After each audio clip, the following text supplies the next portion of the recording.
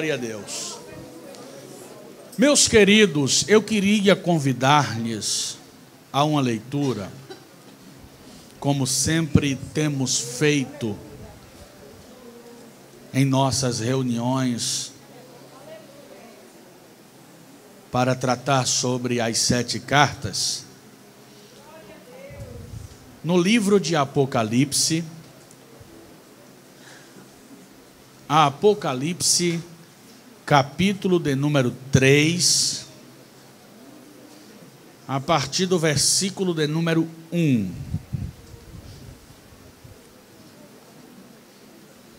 Glória a Deus.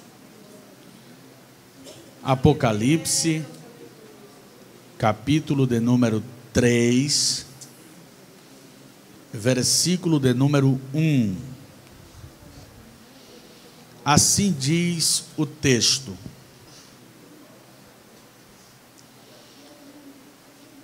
E ao anjo da igreja que está em Sardes escreve: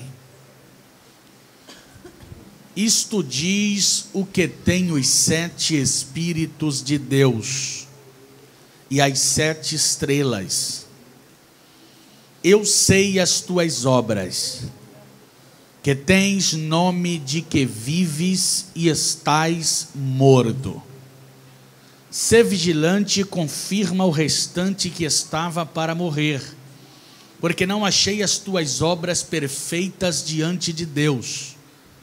Lembra-te, pois, do que tens recebido e ouvido, guarda-o e arrepende-te. E se não vigiares, virei sobre ti como um ladrão, e não saberás a que hora sobre ti virei. Mas também tens em Sardes algumas pessoas que não contaminaram as suas vestes, e comigo andarão de branco, porquanto são dignas disso. Versículo 5. O que vencer será vestido de vestes brancas, e de maneira nenhuma riscarei o seu nome do livro da vida, e confessarei o seu nome diante do meu Pai e diante dos seus anjos. Quem tem ouvidos, ouça o que o Espírito diz às igrejas. Amém. Graças a Deus. Bem, meus queridos irmãos, minhas queridas irmãs, senhores obreiros e caros amigos que esta noite escutam-me. Nós estamos aqui nesta noite para tratar sobre a 5ª carta que foi destinada à igreja que estava na cidade de Sardes. Este é o nosso 6º encontro, onde estamos tratando sobre a 5ª carta. No encontro passado, nós tratamos sobre a carta que foi escrita à igreja que estava em Tiatira. E nós nos submetemos ao seguinte tema: o problema da tolerância.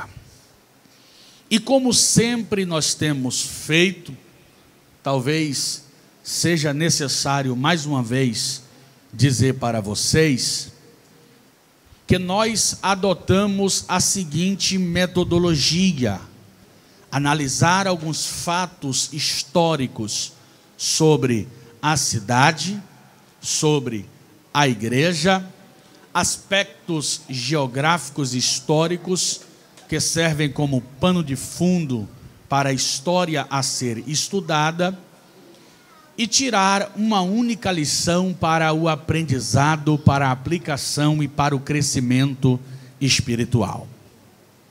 E para esta noite, com base na realidade das palavras escritas a Sardes, nós iremos refletir sobre uma mensagem aos mortos. Uma mensagem aos mortos. Afinal de contas, o conteúdo da carta que foi destinada a Sardes nos mostra claramente que a igreja de Sardes era, por mais incrível que pareça, uma igreja morta. Assim diz o texto: tens nomes de que vive, mas estás morta. Nome de que vives, mas estás morto. Eu sei que há uma problemática nessa afirmativa, uma igreja morta. Até porque essa expressão parece ser extremamente paradoxal. Porque nós que estudamos a Bíblia, nós sabemos que a igreja é um organismo vivo. A igreja tem a vida de Deus. A igreja em si não morre.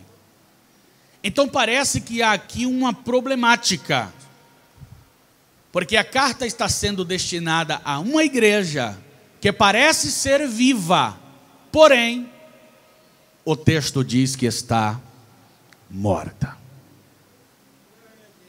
Mas nós iremos analisar essas verdades e alguns aspectos da igreja de Sardes que nos fará entender o porquê que foi dito que aquela igreja tinha nome de quem estava viva, porém estava morta. A princípio, como sempre, devo dar-lhes aqui nesta noite algumas informações sobre a cidade. O termo, o nome Sardes, significa aqueles que escapam, ou aqueles que saem.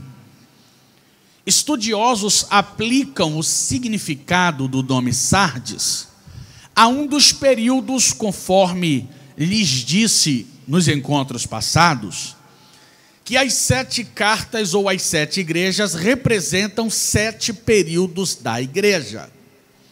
E aqueles que analisam sob essa perspectiva afirmam que o nome Sardes faz jus à realidade do período que representa a igreja de Sardes, que é precisamente do ano 1517 até aproximadamente 1750, seria o espaço de tempo que o período de Sardes cobriria na história.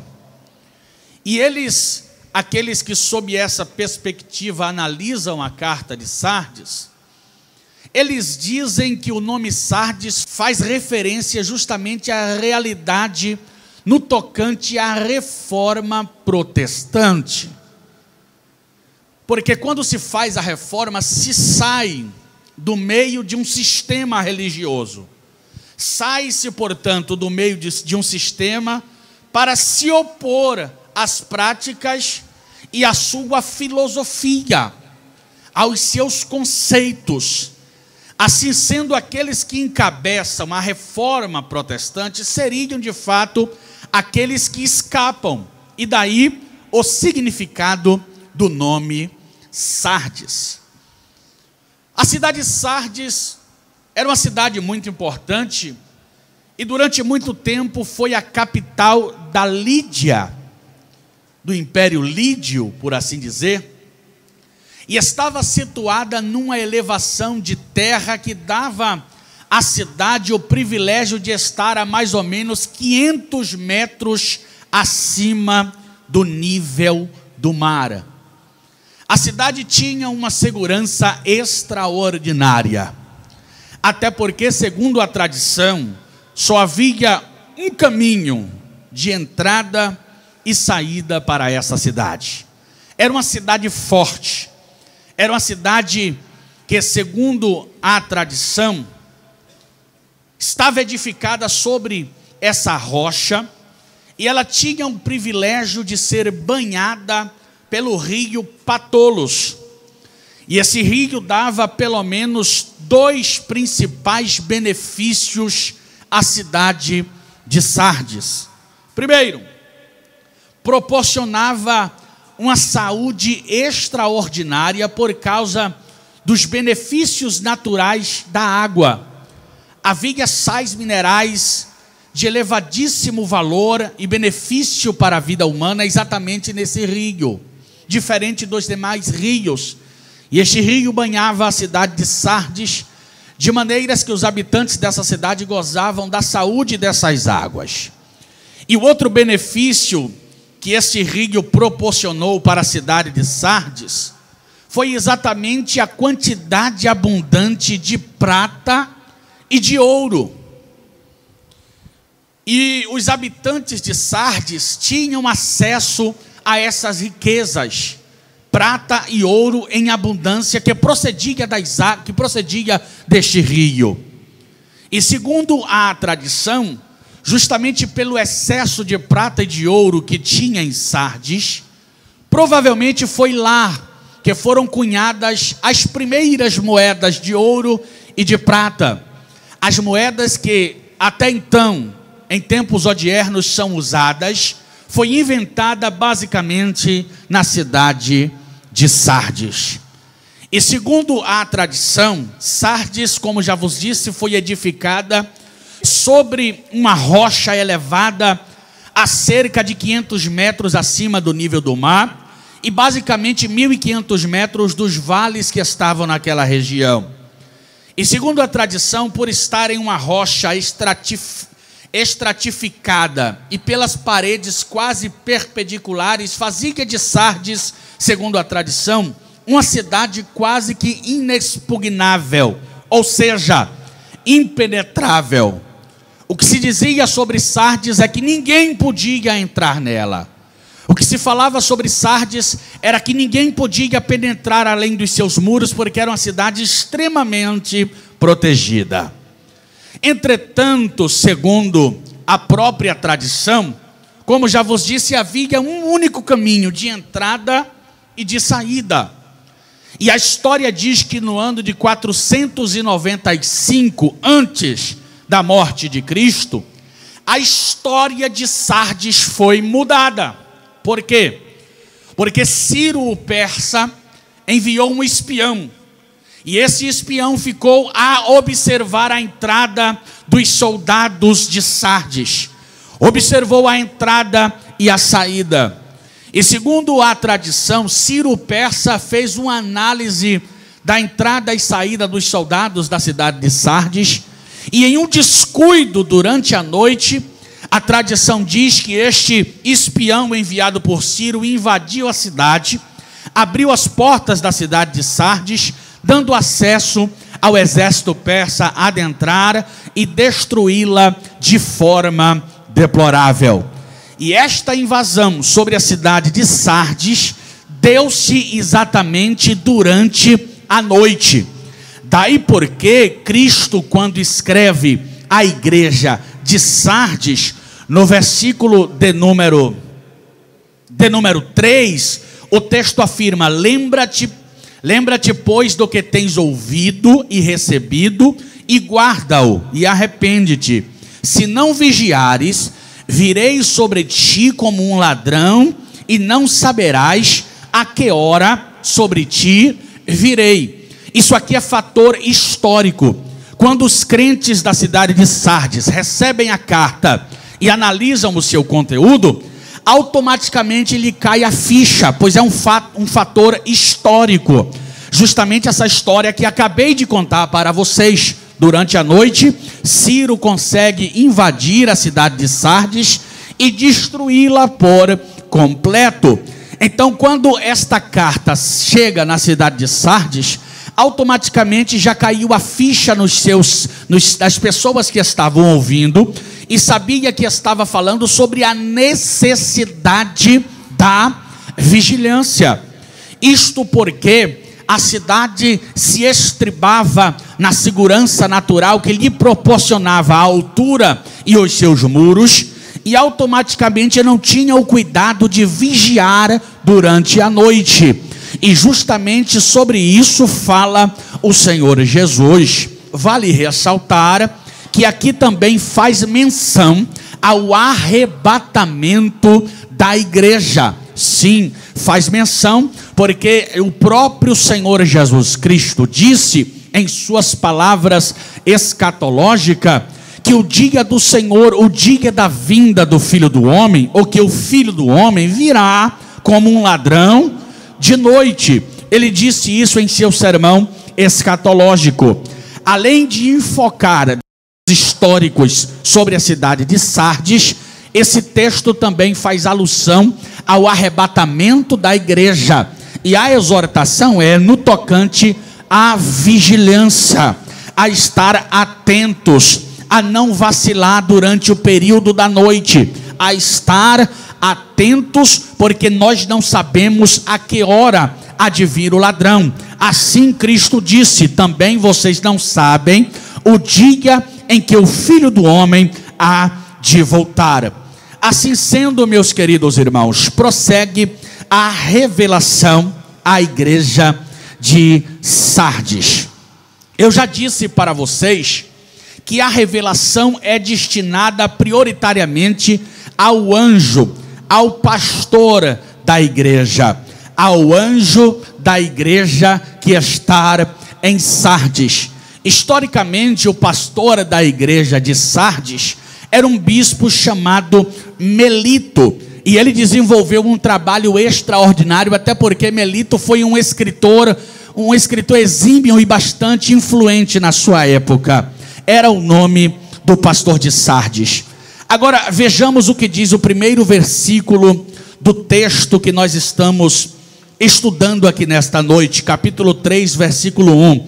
Jesus Cristo se apresenta à igreja de Sardes como sendo aquele que tem os 7 Espíritos de Deus. Olhem todos para cá, por gentileza.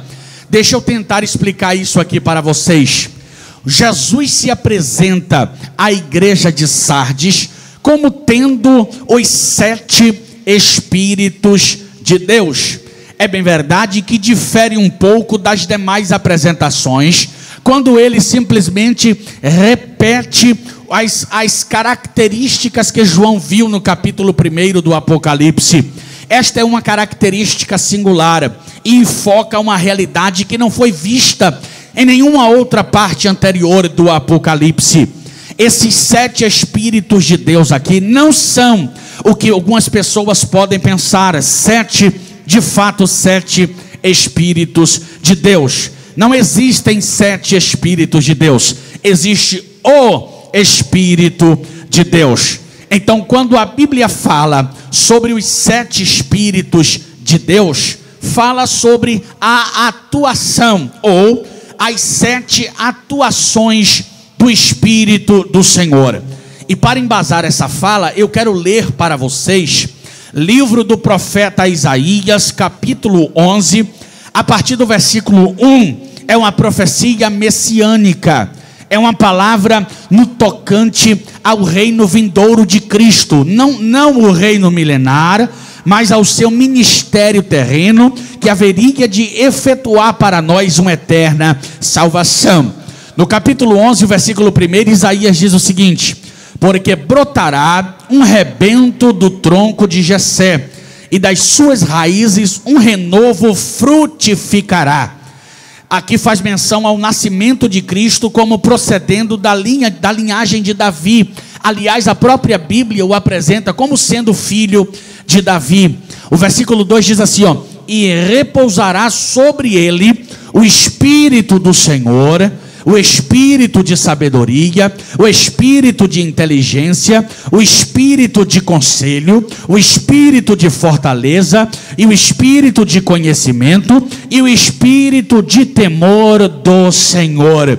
Aqui são 7 atuações do Espírito Santo, e é justamente sobre isso que fala o texto sagrado. Então, quando Jesus se apresenta à igreja de Sardes como sendo aquele que tem os 7 Espíritos de Deus, ele fala sobre a plenitude do Espírito de Deus que está na vida dele. E a revelação prossegue dizendo: e tenho também as 7 estrelas.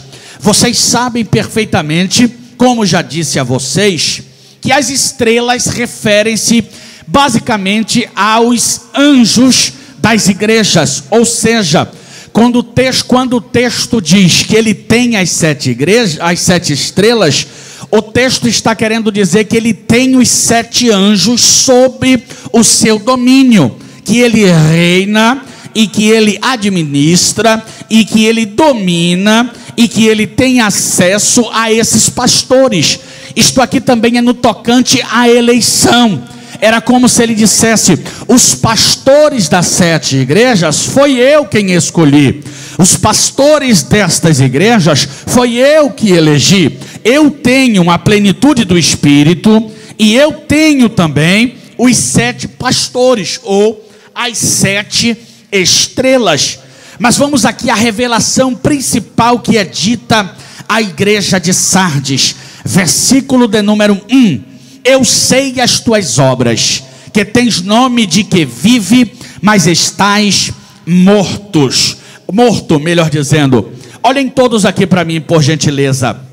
O texto da carta a Sardes basicamente não faz um elogio expressivo, não tens características relevantes a ser elogiadas.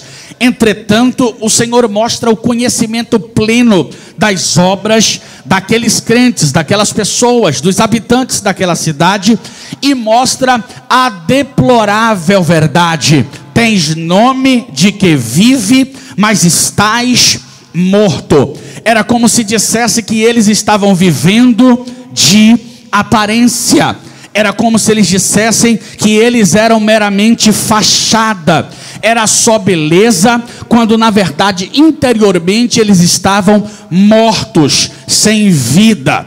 Quem estuda a realidade sobre Sardes entende que isto também é fator histórico sobre a cidade, porque a cidade de Sardes viveu um momento de grande majestade. Todavia, após a invasão de Ciro, segundo a tradição, o outro Antíoco III invade também Sardes perto, cerca do ano 260 a.C., aproximadamente 200 anos depois da invasão de Ciro o Persa. O Antíoco III invade novamente a cidade de Sardes e a destrói por completo. Logo após este fato, um terremoto destrói toda a cidade e ela consegue com toda dificuldade se reerguer. Entretanto, a tradição diz que depois desses 3 fatos históricos, Sardes nunca mais foi a mesma. Sardes passou a viver de glórias passadas. Sardes passou a viver das glórias que coroavam a sua história. Só que a presente realidade era totalmente diferente da glória que existia anteriormente.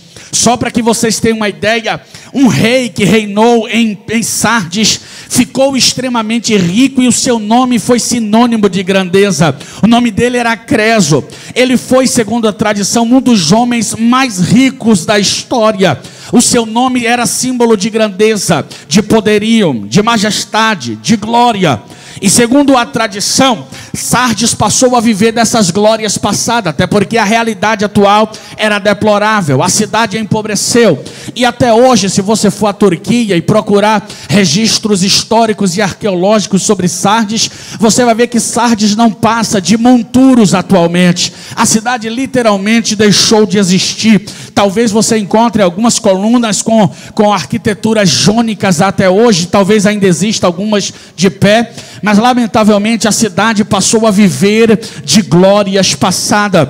Não havia uma renovação contínua, não havia uma permanência da glória, da estrutura, da vida, do poderio, da majestade. A cidade de Sardes passou a viver de glórias passadas. Não tinha mais a riqueza, não tinha mais a imponência, não tinha mais a majestade que tinha em outrora.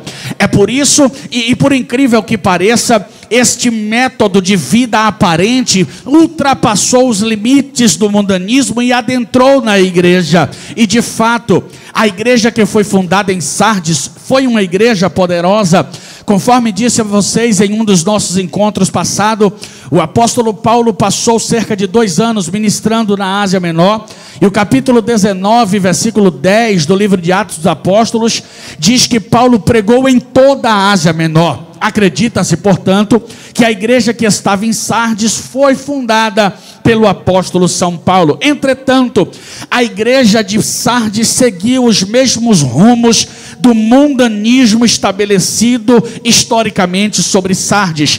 A igreja foi perdendo a sua essência, perdendo a sua glória, a sua majestade e passando a viver de aparências. É por isso que o texto diz: nome de que vive, mas estás morto. Nome de que vives, mas está morto. Isso significa viver de aparência, viver das glórias passadas.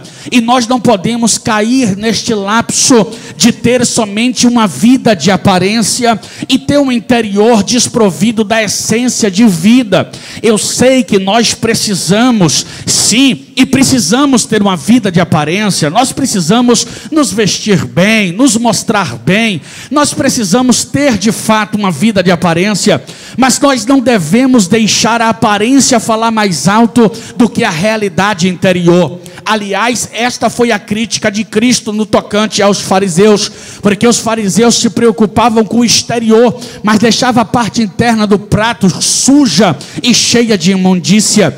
Jesus, falando sobre eles, chegou a compará-los a um sepulcro caiados, porque eles eram bonitinhos por fora, eles tinham até aparência. Sabe o mausoléu, aquela casa extraordinária que se abriga os mortos? É bonita, tem adornos em bronze, em ouro e em prata, só que dentro dela existe morte, existe imundícia, existe as glórias passadas que são depositadas historicamente na mente daqueles que conheceram um dia a história daqueles que ali estavam depositados.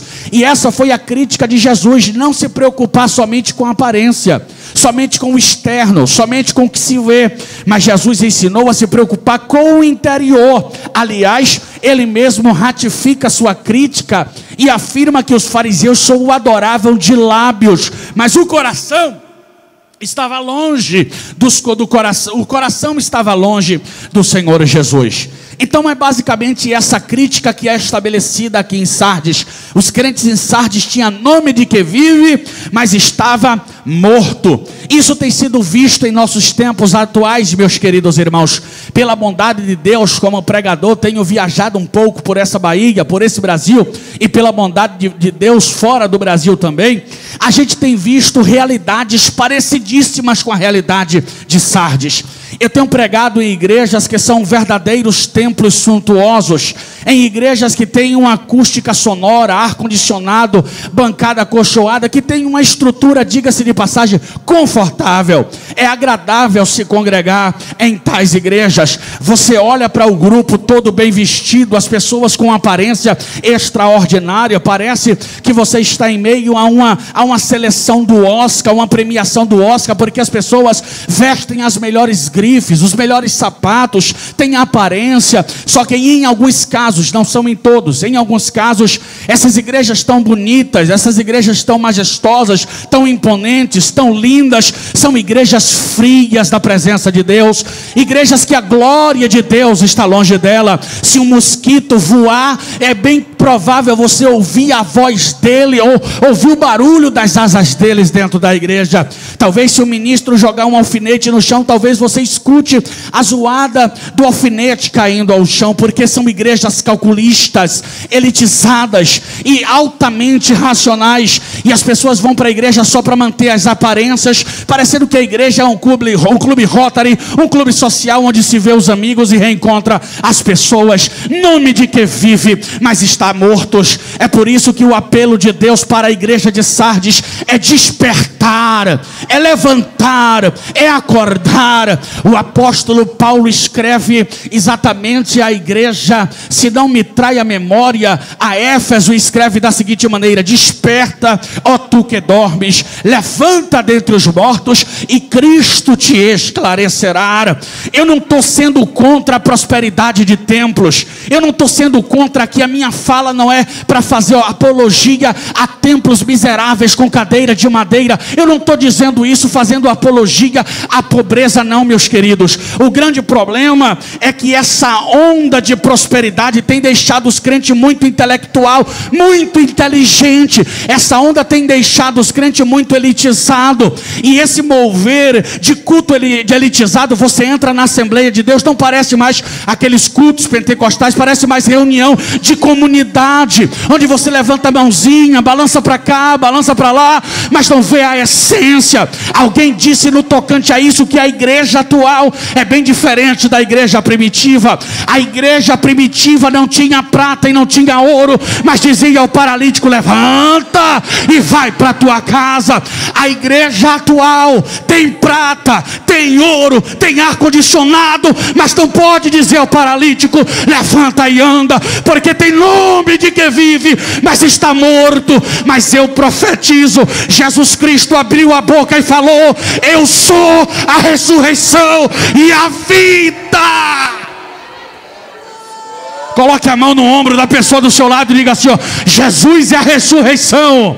Eu profetizo, Jesus vai ressuscitar.